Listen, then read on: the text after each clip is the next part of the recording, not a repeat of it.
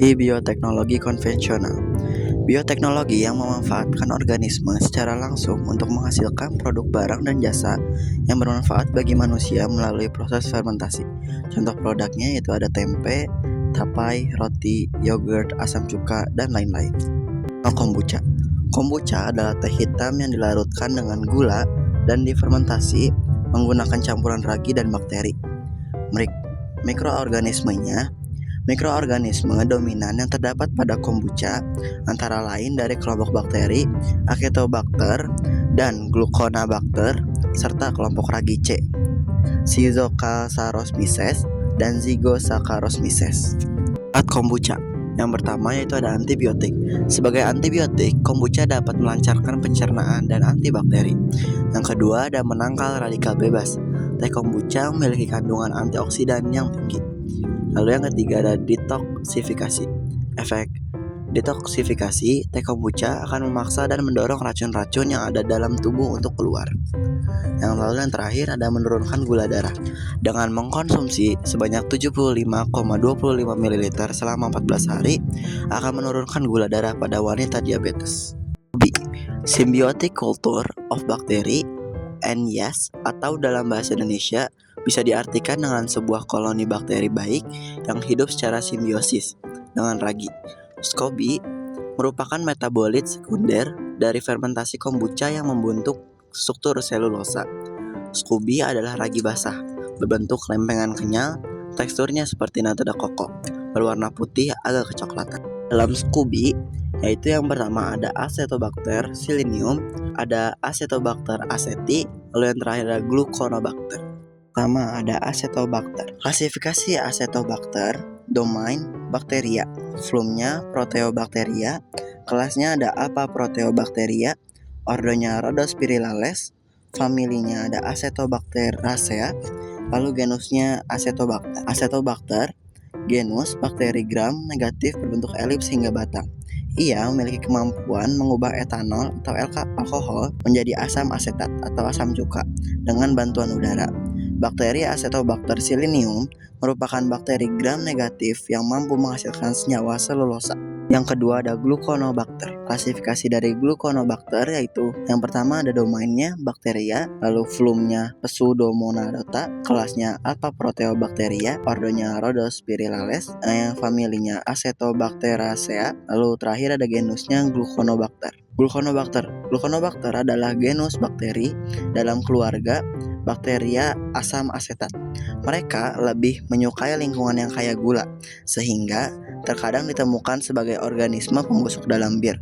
Mereka digunakan sendiri atau dengan Acetobacter untuk degradasi mikroba etanol.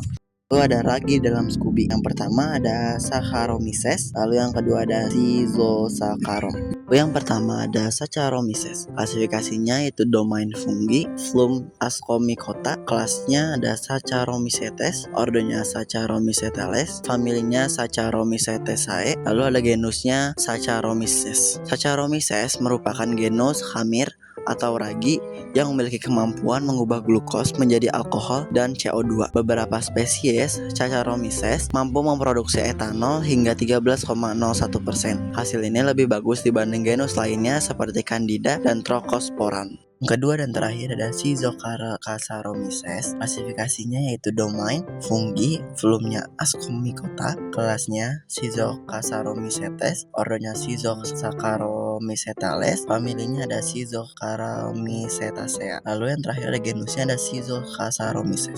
Schizocasauromyces adalah genus ragi visi, merupakan spesies khamir yang digunakan dalam pembuatan bir tradisional dan sebagai organisme model dalam biologi molekuler dan biologi sel. Semua dimulai dari campuran teh dan gula pasir atau sukrosa. Disinilah keajaiban mikroorganisme bekerja. Pertama-tama, enzim yang disebut invertase akan memecah sukrosa menjadi dua bentuk gula yang lebih sederhana, yaitu glukosa dan fruktosa. Selanjutnya, peran diambil alih oleh yeast atau ragi.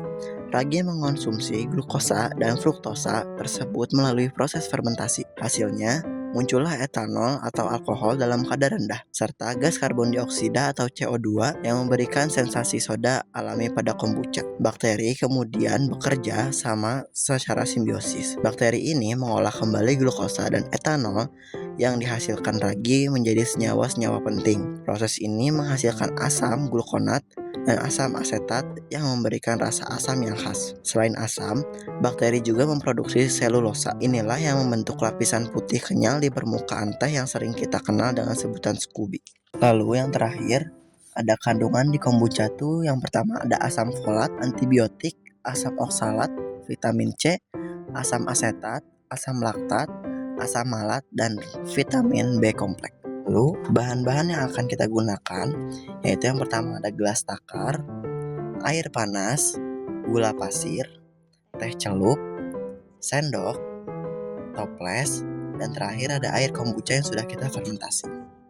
Masukkan 1 liter air panas ke dalam toples kaca. Setelah itu, celupkan teh ke dalam air panas dan biarkan aromanya keluar maksimal. Tambahkan 6 sendok makan gula pasir dan aduk hingga larut sempurna. Nah, bagian ini penting. Jika sudah, diamkan larutan teh sampai benar-benar dingin di suhu ruang. Setelah teh dingin, baru kita masukkan Scooby ke dalamnya. Pastikan suhu air sudah pas agar mikroorganisme dalam Scooby tetap terjaga. Jika sudah, tutup mulut toples menggunakan kain bersih dan ikat dengan karet. Penggunaan kain ini sangat penting agar Scooby tetap mendapatkan oksigen yang cukup selama proses fermentasi. Jika semua step sudah dilakukan, simpan kombucha di suhu ruang dan jauhkan dari paparan matahari langsung. Biasanya jangka waktu fermentasi itu ada 4-14 hari. Semakin lama difermentasi dan rasanya pun akan semakin asam.